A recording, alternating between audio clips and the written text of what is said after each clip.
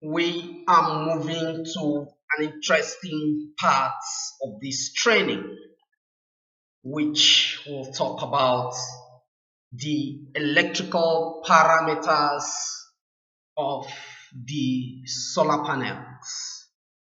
In this module, we are going to only introduce you to the concepts, the things that we are going to talk about before getting into the details. In this training or in this module, we are going to consider the classification of solar panels based on the voltage. There has been some condition in the industry. Some people don't understand how to classify the solar panels based on the voltage. So this is our solar panel here.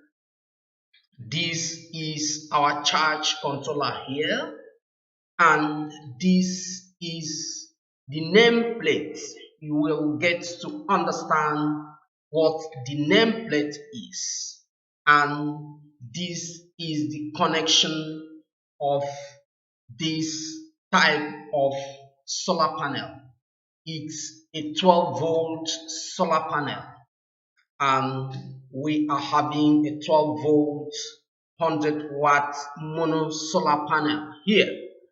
We are going to consider a 24-volt solar panel, because when we are classifying the solar panel, in terms of voltage, we have 12-volt solar panel and 24-volt solar panel. You get to understand why we have those two classifications in the course of this training. This is a 24-volt solar panel, and we are having a 24-volt charge controller here. This is a PWM charge controller, whereas this is an MPPT charge controller. We are not considering the charge controller here though, but the MPPT charge controller is far more better than the PWM charge controller.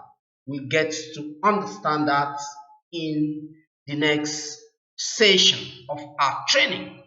This is the electrical connection of this 24-volt solar panel, and here comes the nameplates. We are going to consider all those in the course of this our discussion. We are going to consider the IV curve of a solar panel, because it is the IV curve that will give us the results that we will be having on the solar nameplates. The IV curve will be expatiated for you to understand what we mean by maximum power and voltage at maximum power, the current at maximum power. You get to learn about short circuit currents and open circuit voltage of any solar panel and what they really mean. This is an IV curve of a 12-volt solar panel. Then we'll get to understand in detail the nameplates and the parameters that we are having on the nameplates here, so that when you get to design a system, we are not going to do system matching here.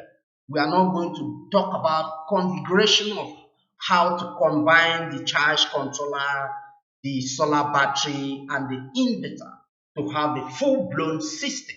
But we are going to do justice to the nameplates here and the parameters here and what they mean, so that when you want to get any solar panel for your installation, or when you are designing a solar system, you understand the parameters you have on the solar nameplate. This is a 12-volt solar panel nameplate. It's a sun power product.